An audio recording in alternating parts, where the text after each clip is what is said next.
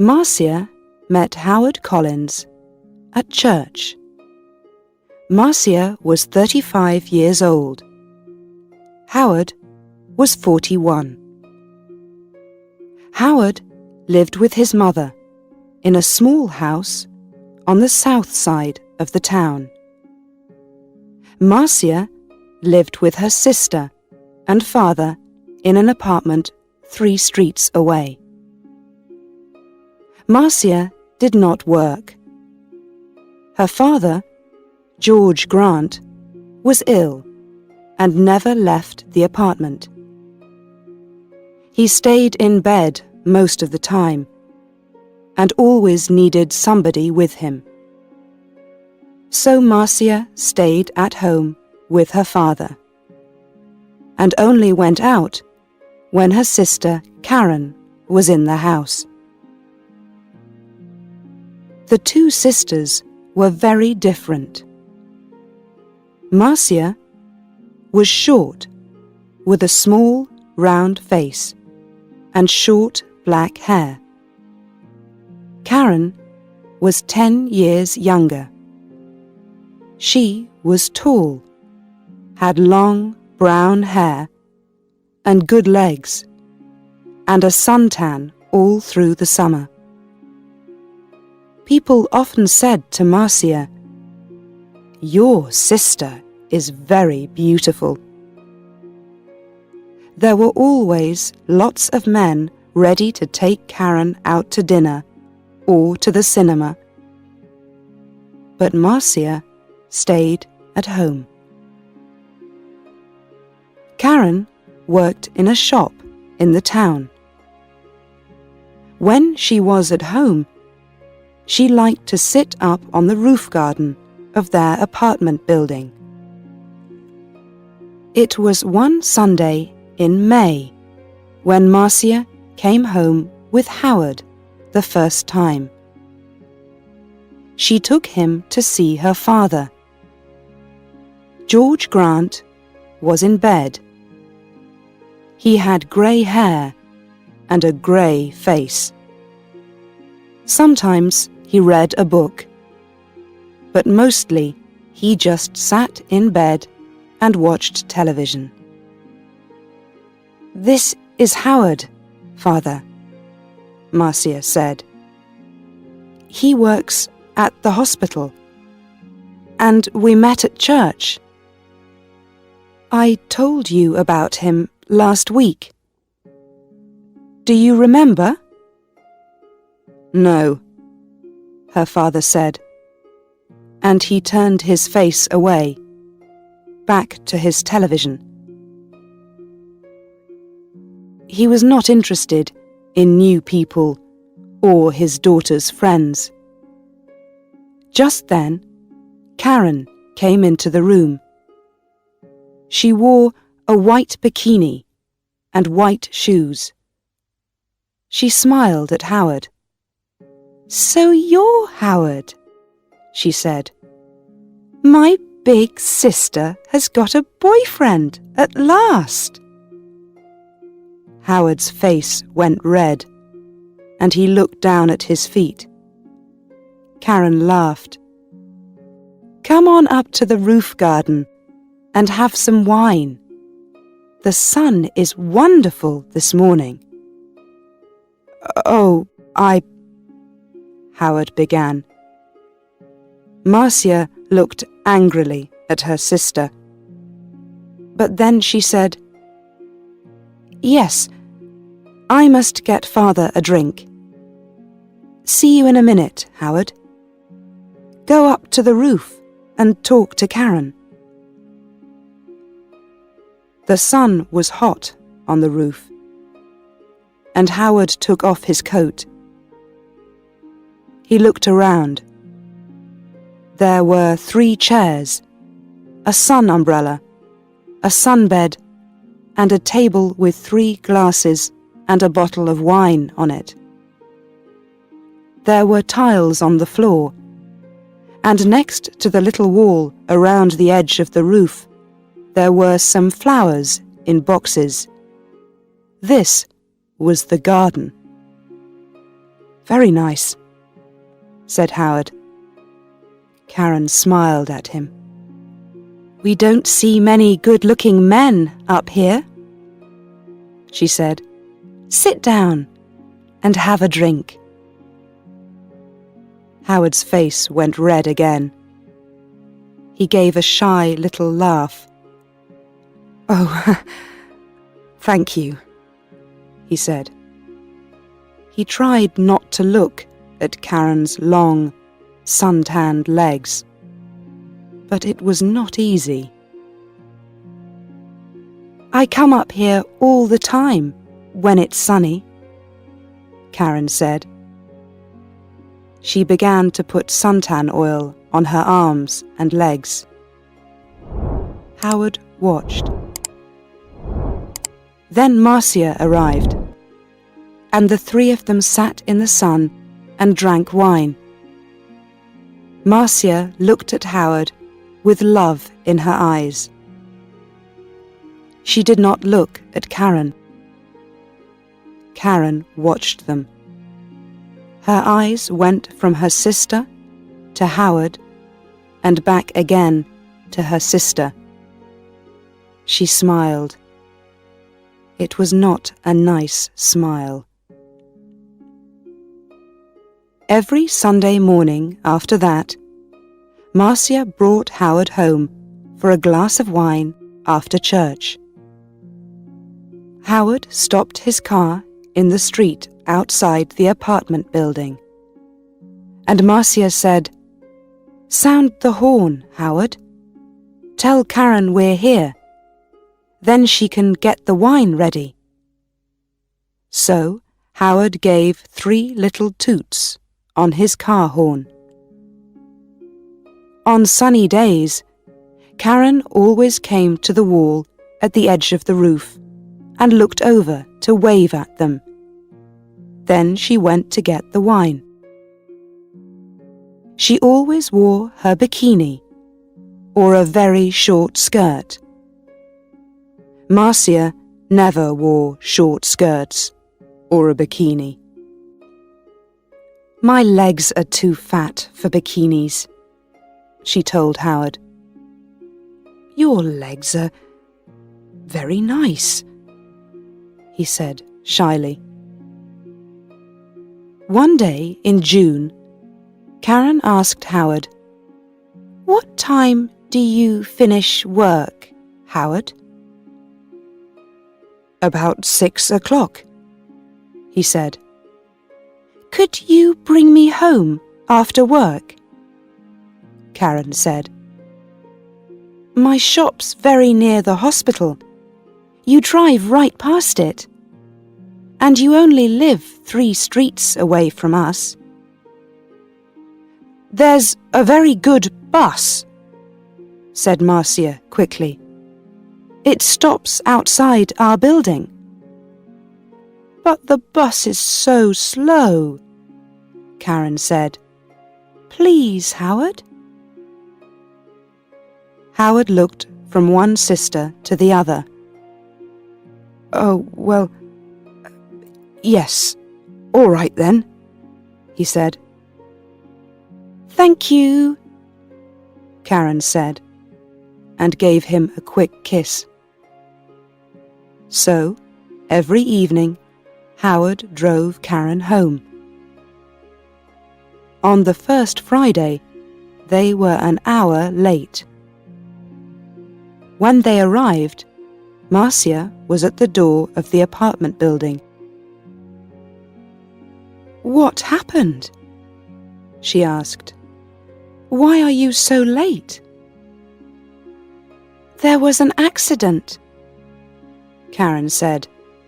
3 cars, all across the road. On that hill by the cinema, you know. We couldn't get past. We couldn't go back. There were so many cars. Nobody could move." Howard said nothing. It was a long, hot summer that year. Marcia went to church every Sunday morning and Karen stayed at home with their father. When it was sunny, and it often was, Karen went up to her sunbed on the roof. When Marcia went up to the roof garden, she always sat under the umbrella. But Karen put on lots of suntan oil and sat in the sun in her bikini. "The hot sun's not good for your body," Marcia said. Karen laughed. "Howard likes my body." "No, he doesn't," Marcia said angrily. "Oh, he does," Karen said. "He's very shy with women, but he always looks at my body very carefully. He does it all the time. Perhaps he wants me to take off." "Stop it, Karen," Marcia said. "Don't say those things." Karen laughed. "What's the matter, big sister? Are you afraid I'm going to take him from you?" Marcia did not answer. The next Sunday, Howard phoned Marcia early in the morning. I don't feel very well," he said. "I'm not going to church today." "Oh, my love, I'm sorry," Marcia said. "Can I phone you when I get home?" "Yes, of course," he said. "I can't phone before 1 o'clock," Marcia said. "I'm going to be late back because there's a meeting after church. Something about Africa, I think." "Oh, yes, I remember," Howard said. But Marcia was wrong. There was no meeting after church that morning. It was the next Sunday. So she left church at the usual time and arrived home at 11:45. First, she went in to see her father, but he was asleep. Then she phoned Howard, but there was no answer. Perhaps he's sleeping, she thought, and his mother doesn't want to answer the phone. She went to her room and put on a long summer skirt. Then she went up to the roof garden. She put her hand on the door to the roof and stopped. The door was half open, and she could hear voices. There was someone with Karen. A man. Howard. Howard? Marcia listened. "I feel bad about this," Howard said. "We must tell Marcia soon, Karen." "No," Karen said quickly. She gave a little laugh. "It's our secret, Howard. Only for a little longer. All right? I don't like," he began. "But you do love me, Howard," Karen said. "Not Marcia? Say you love me, please." Marcia suddenly felt cold. You know I do," Howard answered. "But—" Karen kissed him. "It's our little secret." "Oh, is your car outside, my love? We don't want Marcia to see it." "I didn't bring my car," Howard said. "I walked here." "Good," Karen said. "But it's getting late. You must go, before she comes home." They kissed again. "See you tomorrow. Usual time, usual place," said Karen. "Now go." Marcia moved quickly and quietly away from the roof door and ran to her bedroom. She did not want Howard or Karen to see her. She heard their voices. Then the front door of the apartment opened and closed. Howard was gone. Marcia sat on her bed for an hour. Why, she thought. Why does she do it? I stay at home with an old man all the time. I can't go out to work. I can't make new friends. I can't meet new people. I go shopping once a week, and I go to church once a week. That's all. And then I met Howard. When he said, "I love you," I was so happy. And now? Karen had everything. Good looks, a job, friends. She was young. She was beautiful. She could have any man. So why Howard? Why? It's not because she wants him, Marcia thought.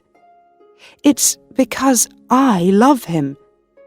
It's because she doesn't want me to be happy. But you do love me, Howard, not Marcia? You know I do. Was it true? Did Howard love Karen and not her? No. He saw only the beautiful, sun-tanned body. He didn't know her. She's not going to have him, Marcia thought. Every evening that week, Howard drove Karen home after work. And every evening, they got later and later. The next Sunday, Marcia didn't go to church. "I've got a bad head," she told Karen. "I just phoned Howard and told him. And he's coming here after church, as usual. I'm going back to sleep for an hour or two." And she went into her bedroom and shut the door. Later in the morning, when Karen was with their father, Marcia went up to the roof garden. Karen's bottle of suntan oil was on the table, and Marcia smiled.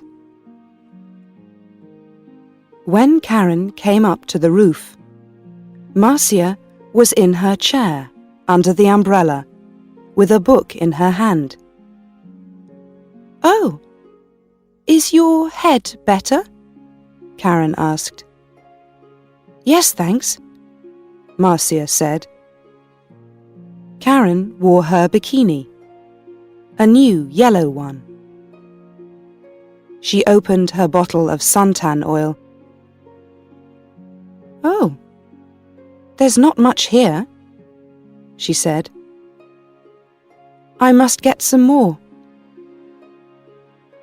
She began to put some oil on her legs. 20 minutes later, Howard stopped his car in the street below.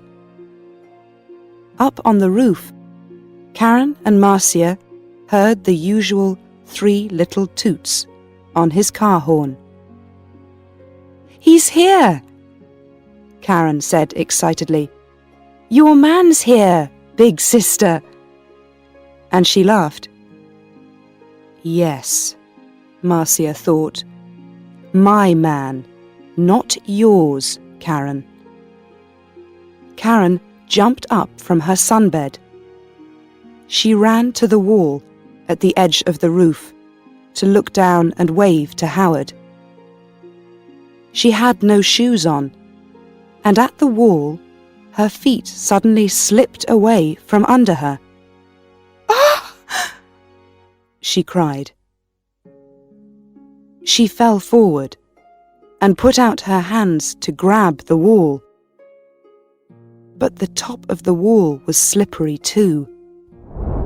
Her hands could not hold it, and slipped away, off the wall, over the edge. And her body went on too, over the edge of the wall, and down, down, down, down. Before she hit the ground, she knew. Slippery. Suntan oil. Marcia.